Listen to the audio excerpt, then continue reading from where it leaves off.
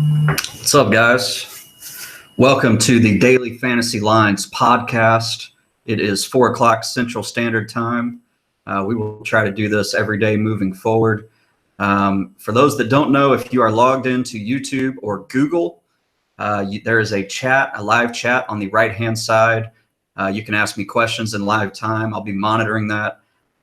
I see Lee. I see Eric. I see a few other people that are actually utilizing that. There's Dan. Yes, I did comb my hair. Thank you very much. I look very presentable. I shaved the mustache, and I'm ready to rock and roll. Unfortunately, the music didn't sound very good, but we'll work on that next time. I am going to have some structure here. Basically, I'm going to go position by position. I'll start with Draftkings. I'll do point guards. Then I'll move on to Fanduel and do point guards. I will touch on some of the injury news right off the bat that we're still waiting on. I know that's a big topic of discussion.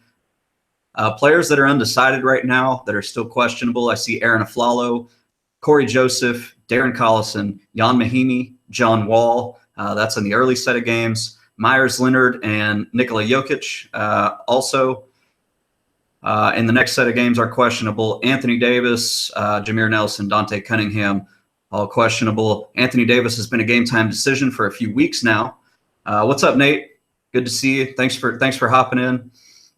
Again, for those that don't have Google accounts, you need to log into YouTube with your Google account in order to access the chat.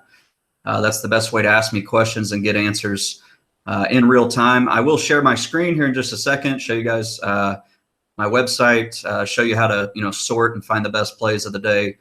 I'll also go through the optimizer, even current subscribers. And I know some of you guys don't fully know how to utilize it. So I'll touch base on that as well. The most impactful news that I've seen is Al Horford being out. That one is confirmed. Guys like Aaron Baines and Theus, if that's how you say his name, Thesis without an S, they come out as pretty top values. Also, Kyrie Irving gets a pretty big usage boost from that. I don't think he's going to see any minutes tick up from that, but his usage, assist rate, rebound rate, stuff like that should rise. I guess I'll get started. I'm going to share my screen with you guys. We'll start with DraftKings. I'll show you my current top 5 lineups on each website, and we can just kind of go from there. This is my first time doing this, so give me a few minutes to get everything set up. Hopefully in the future will be a lot quicker.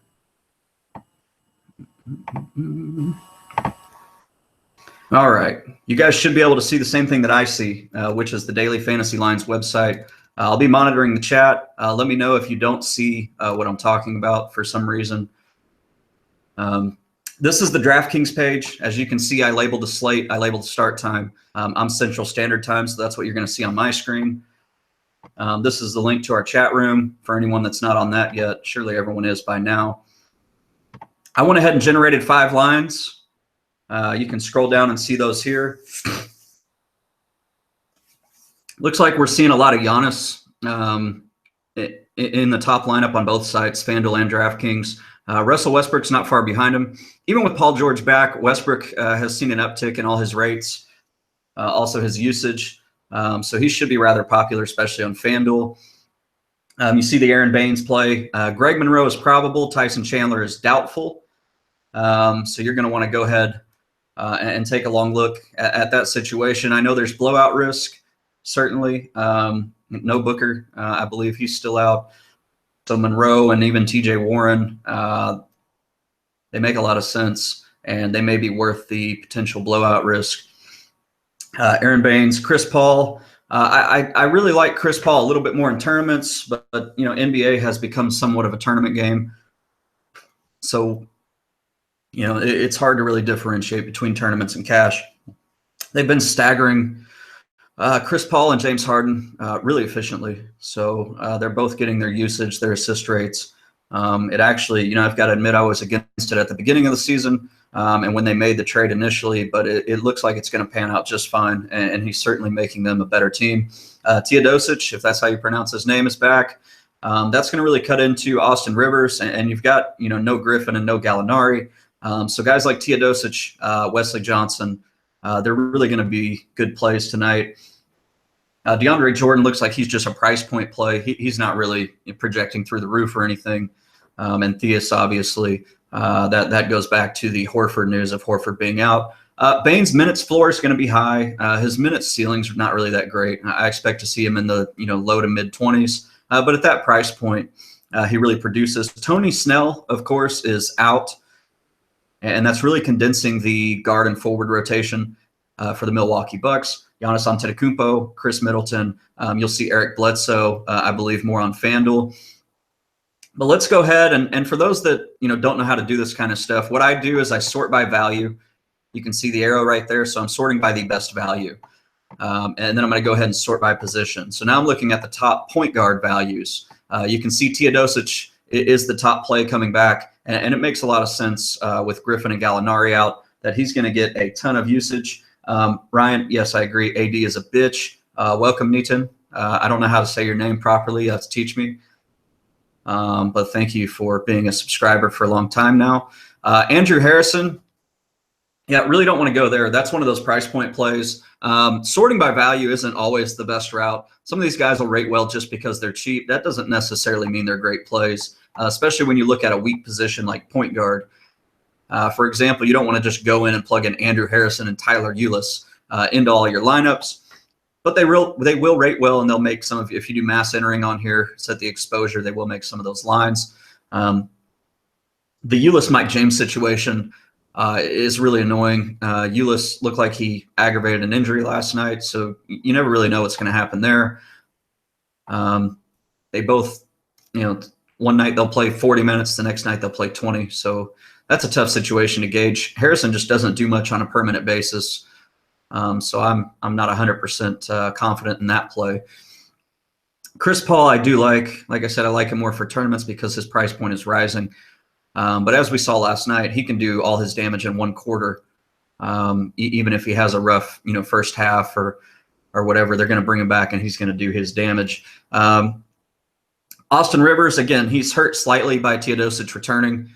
We don't know exactly how much that's going to hurt him, but with his high price tag, even with Griffin and Gallinari out, I'd probably stay away from him. I do like Bledsoe, but I like him more on Fanduel, and I'll get to that in a second. Chris Dunn, that is a really tough matchup for Dunn, and his team's really bad. Even though the spread is close, I'm not 100% sure I want to take that risk at 6.3. Lou Williams, high usage, but also a very high price tag. Kyrie Irving, I actually do like a lot at that 8.2K price tag. I don't know if he's going to make my top line when it's all said and done. But you can't argue with Kyrie, especially with Horford out. Hazonia is going to benefit from Aaron Gordon being out, but his minutes floor is next to nothing, so I prefer him in tournaments. Westbrook, again, all the values there. You're probably going to have to choose between Westbrook or Giannis, or if Anthony Davis is ruled out, you'll have to take a long look at DeMarcus Cousins. I don't know if we get that news before locks or not, but if we do, that's something you're going to want to consider. That's about as far down the list as I'm going to go. I'm going to go ahead and move over to FanDuel. I'll show you guys the top 5 lines over here, and then I'll get started on the point guard position. If you have any questions, again, log into Google through YouTube, ask your questions there. I will answer them in real time, which is pretty cool. A lot of these other sites like Roto Grinders and Fantasy Labs, they have too many people in their chat room and they don't care to answer questions. They just kind of run through everything. So fire away if you'd like. I know one question I got was that Nikola Vucevic wasn't in the Draftkings top optimals. He did rate very well, and we'll get to that in the center portion of the breakdown. His price is rising, and I really like other guys, to spend up on. Those guys being Giannis, Westbrook, and even Cousins if Anthony Davis is ruled out. But I'm not opposed to rostering Vucevic. He's on fire.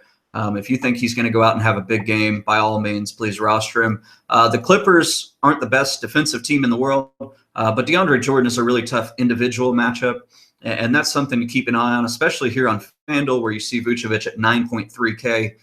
That's a lot of money to spend on someone in a tough matchup.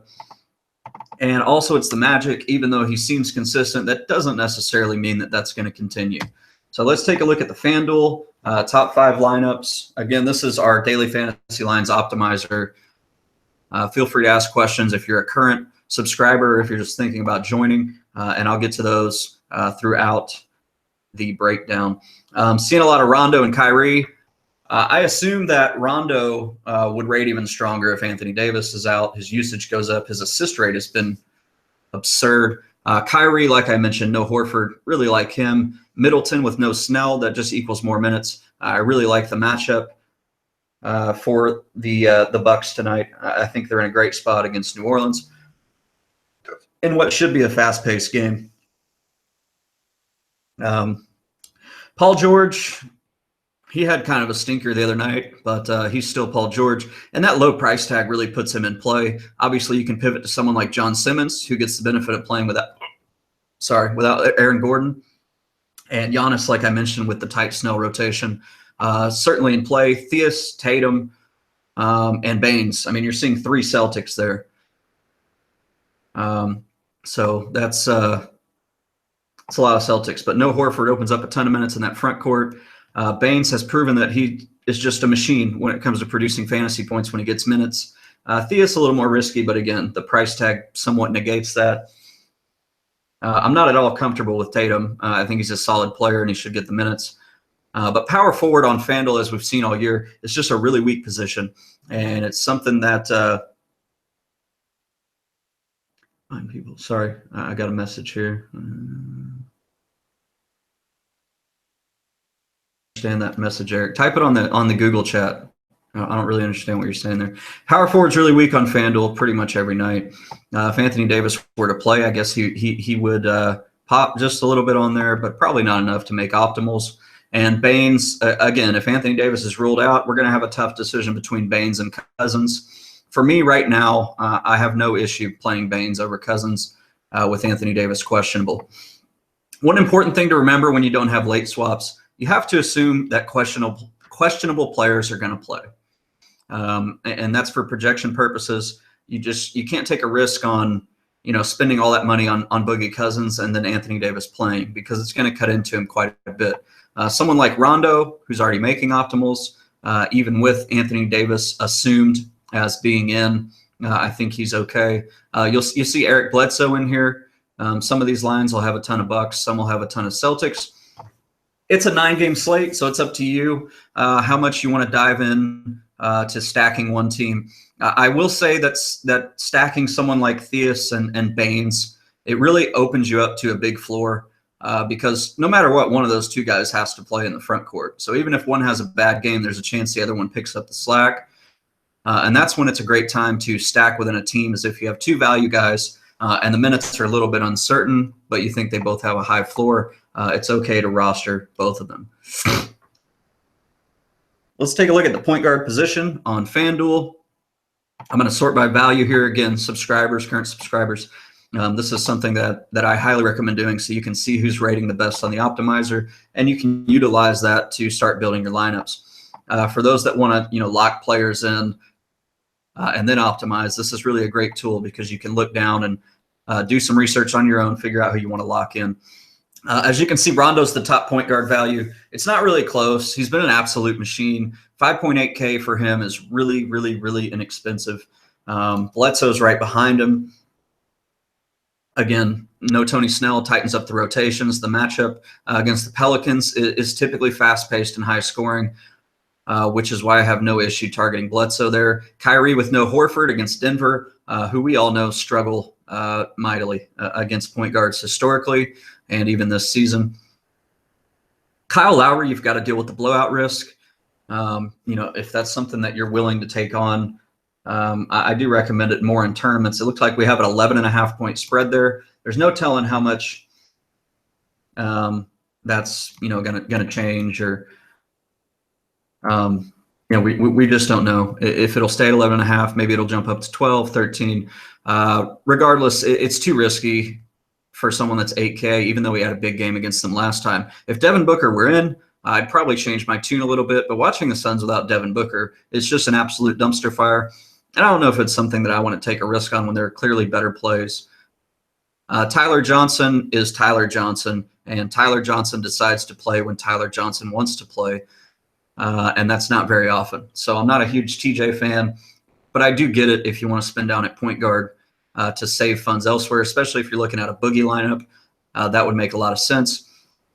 I touched on Austin Rivers. Again, Teodosic is coming back, and I'm not sure that I want to go down that road. Westbrook I do like, but he is priced rather high on Fanduel, which is why he didn't make the optimal lineups. You're seeing other guys like Rozier, who does benefit from Horford being out, because the Celtics will likely go small at some point tonight, especially if Joker is ruled out. Augustine, Paul, Harrison, Rubio, Lillard. These are all second-tier guys that you'll probably only want to play in tournaments. I'm going to go ahead and look at shooting guards on Fanduel before I move over to DraftKings. Just a reminder on DraftKings, and thank you, Eric, for mentioning this. DraftKings has rules in place where you have to lock in 2 of your favorite players. So what you can do is sort by value, lock in the top 2 values on the slate, and then run the optimizer, and then you're not breaking any rules. This is how Fantasy Labs, Roto Grinders, Guru Elite, basically everybody under the sun gets through this bullshit loophole that I got banned for. Lock in 2 players, snapshot a picture of it, whatever. If they try to ban you, they simply can't, because you are following the rules and you are putting in significant effort to build your own lineup according to DraftKings standards. So thank you, Eric, for bringing that up. Good thing to touch on while we're on the subject. Chris Middleton, top shooting guard prospect on Fanduel. 7.4K for him is rather inexpensive. He does rack up some defensive stats. He's also a great scorer, and usually, not all the time, but usually he's a good rebounder. So with Snell out and the extra minutes, that should be a great uptick. Gary Harris at 5.8K. That's really inexpensive for Gary Harris. I'm a little surprised he, at least I don't think he did. Okay, yeah, he did. Okay. I was going to say that'd be surprising if he didn't make the optimals. Yeah, Gary Harris at that price point, his defensive stats are unreal. His minutes are unreal. Chances are that game stays close without Horford, especially if Joker comes back. I really like that price point for Gary Harris. I don't think you can go wrong there. Etuan Moore, I would feel more comfortable if Anthony Davis was out. Moore is rosterable if Anthony Davis is in. But then again, Anthony Davis could be on a minute limit. We don't really know what the situation is there unless some news has come across that I have missed, which I don't believe I have. Monitoring the Slack chat, I don't see anything. Tyreek Evans, Lou Williams, CJ McCollum, Malcolm Brogdon, James Harden. These are all kind of secondary values because of their price point. DeMar DeRozan has the blowout. Donovan Mitchell is a great tournament play if you think he's going to keep up the high usage that he's had over the last couple games.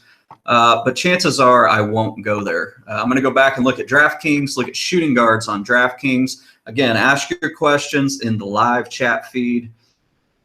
I see Efren, I see Eric, I see Ryan, I see Lee, I see a bunch of people on there. Just create. Almost everyone has a Gmail account, but if you don't, just create one. It takes a few seconds. You can go in there, you can ask questions, get your answers in live time. As news breaks, like right now, Aaron Aflalo has been ruled out Wednesday.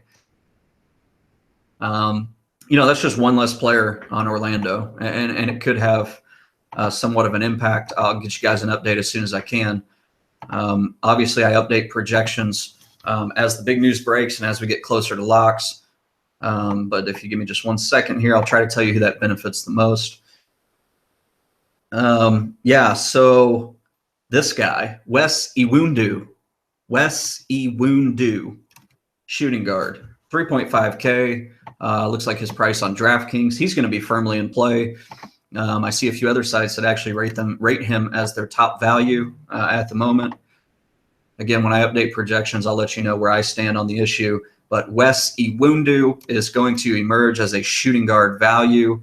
Let me get some more information on him right now.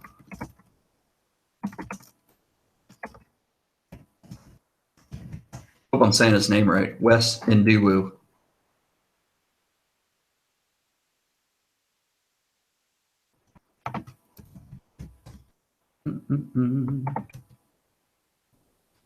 Oh, Iwundu. My bad. Iwundu.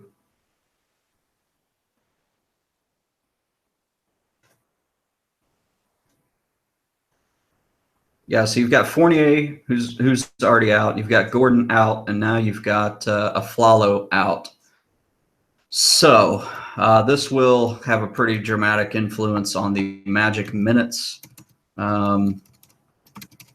Again, I'll touch on that a little bit later as I update projections. Shooting guard actually kind of fit because we were on the subject. Am I looking at that right?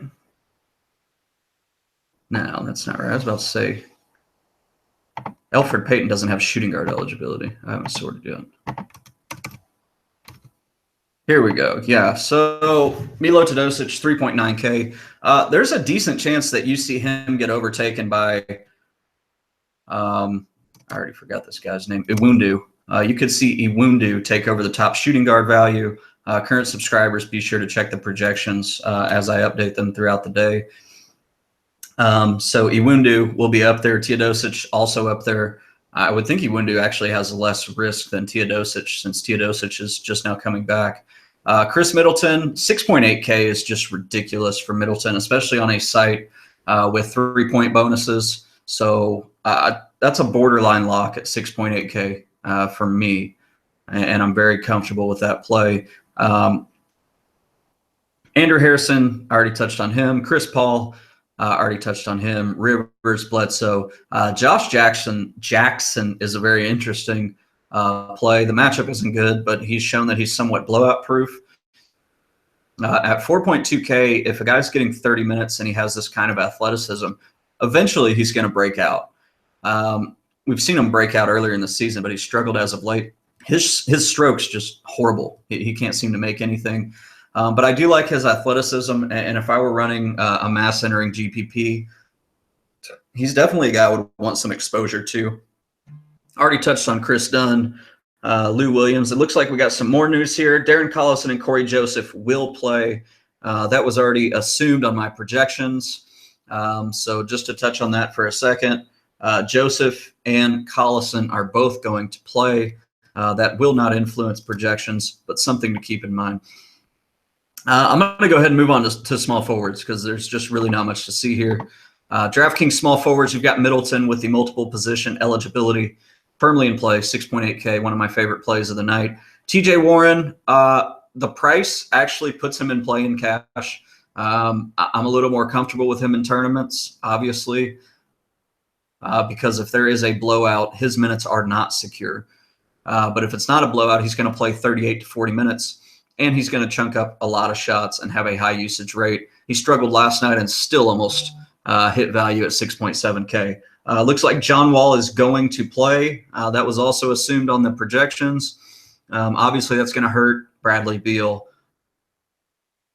and Frazier, basically anyone in that guard rotation. So that was already assumed in the projections. You don't have to worry about updating for that.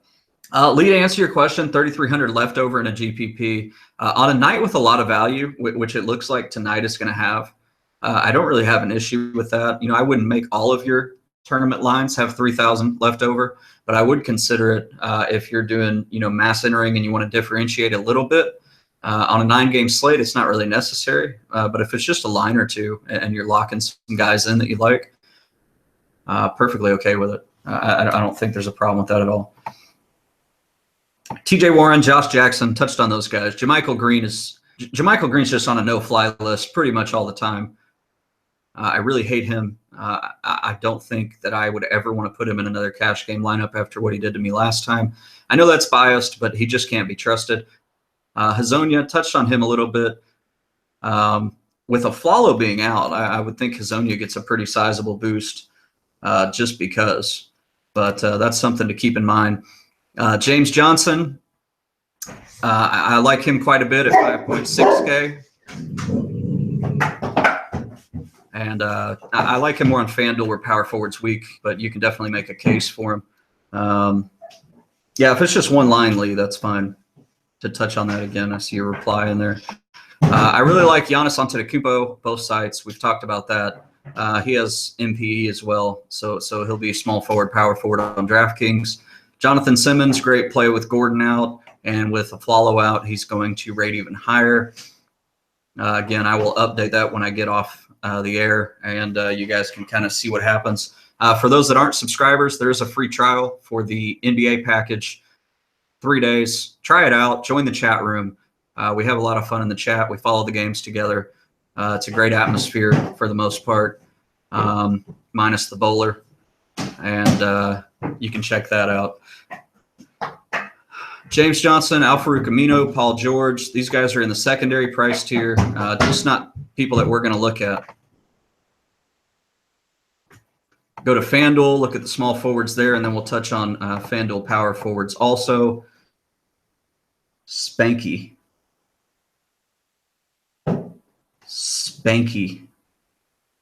What is this gay stuff? Bread. Maybe you're gay, Spanky. Homophobe.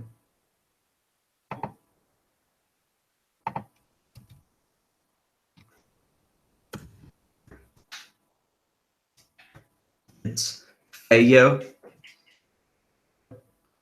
Lee, are they the same price point? I mean, obviously, I like Oladipo a lot better in cash, just because, even with those guys coming back, I think Oladipo's a lot more secure than DeRozan with the blowout risk. DeRozan has the rotation where he really gets hurt by the blowout, and so rostering him in blowout situations is risky business. What happens? I mean, typically DeRozan plays most of the third, right? And then Lowry comes back to start the fourth. And DeRozan ends up not playing at all in the fourth quarter in blowouts. Lowry, at least, you typically get the beginning of the fourth quarter, maybe half of the fourth quarter in a blowout. So I tend to not play DeRozan in blowout situations. So definitely Oladipo there. Let's see. Sort by value. We'll look at the small forwards. Hazonia, Chandler, George, Simmons, Giannis. This is a position where I really like to pay up tonight. I really like Giannis at 12.1K. I know that's a big price tag, but his steals and blocks on FanDuel in particular really boost him above everyone else. He has the ability to go out there and get 30 points just off of steals and blocks on any given night, and you just don't get that kind of upside with many other players. Again, the minutes increase is going to be there with no Tony Snell. They've just condensed their rotation. They haven't brought anybody new in. Jonathan Simmons, Paul George, Wilson Chandler. Hazonia, again, more of a GPP play, but with a follow out, he might move into the cash game conversation.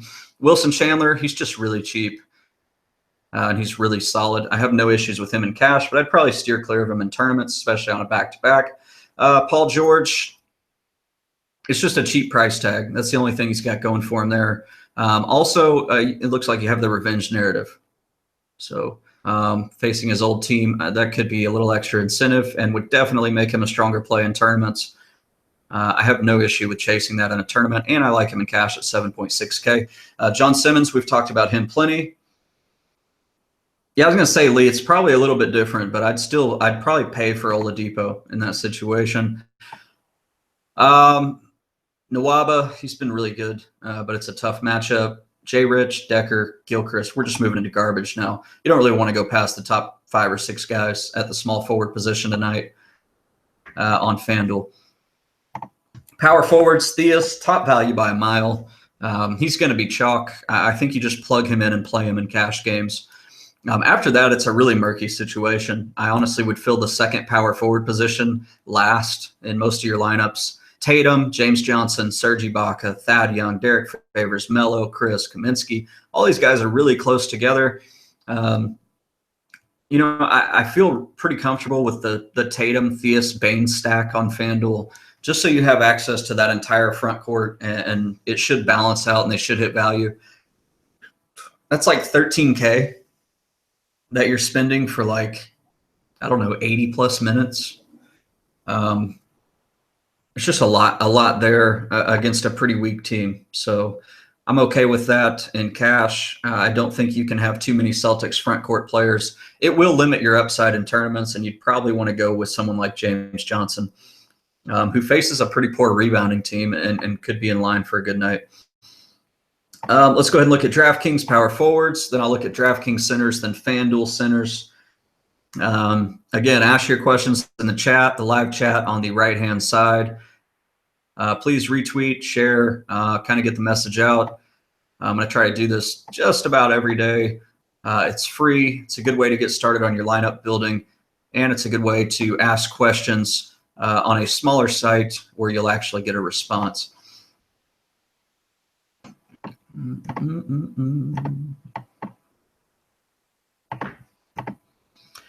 All right, so Monroe, that's a pretty obvious play with Tyson Chandler out. Even if he plays 3/4, the odds of him hitting value are pretty strong. The matchup's not ideal, but his usage, especially with no Booker, is to a point where you can just plug him in and play him. He's going to be high-owned. I would not overthink the blowout risk with Monroe. Looks like I might have gotten some more news here. John Wall, his minutes will be limited in the mid-20s. It looks like that's the update I just got. So, something to consider. John Wall, minutes in the mid-20s. I will update that as soon as possible. Again, we didn't really see any Wizards make optimals. Beal's priced to a point where it doesn't make a whole lot of sense to play him. Wall lock. Yeah, right, Justin. Mid-20s. Honestly, though, I would keep Wall in a tournament or two because I believe, and I don't have the best memory in the world, but I believe we've seen a spot where John Wall was supposed to be limited, and he went out and played like 40 minutes. So is that going to happen tonight? I don't know. I'd have to look at the actual report and see if it's something that coach said, or if he was just like, well, try to keep him in the mid-20s. If anybody has that, feel free to send me a link in the chat, or just kind of let me know what they said. I'm going to keep moving on with the power forwards on DraftKings. But depending on who said that, I do like Wall in tournaments, even with that report. We'll have to see how relevant it is. Daniel Theus, 3.6K on DraftKings, also a great play. I still like Monroe more, but if you can get both, I'm all for it. There is a lot of power forward and center value tonight on DraftKings. TJ Warren, I've talked about him. The price point puts him in play, but he's not my favorite play in the world, and I'm not going to force him in. Marquez Chris, no thanks. Tournament only. DeMarcus Cousins, 11K is really cheap for him. The matchup is really good because the Bucks tend to funnel everything inside the paint, and they don't really have an answer for Cousins. But again, I like him more if Anthony Davis gets ruled out pre-locks.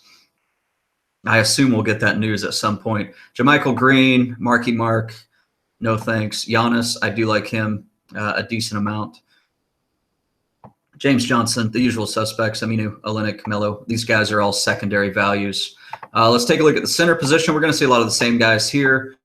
Greg Monroe, Aaron Baines, who is a really good play on both sides. No issues with playing him. We've talked about him plenty. Jordan, I'm not going to force DJ in, but the matchup with Vucevic it really is a strong one. And the fact that Vucevic has been playing so well, you would think that the Clippers match him up with him just about the entire game. So the minutes, the rebounds, the blocks, the opportunity there for DJ is really strong. Miles Turner, not really. I don't want to go there. Vucevic, I talked about. I really like him. I do prefer him in tournaments at that high price point, but I'm not going to argue with you if you want to play him in cash games. Dwight Howard revenge narrative, that's something to keep an eye on. Strong tournament play. Doesn't look like he's going to rate well enough to get into the cash game lineups with all the value. You have to look at opportunity cost here. And basically what that means is if there's a lot of value at a position, you really have to prioritize that, especially if they're going to be high-owned like Monroe, Baines, Theus.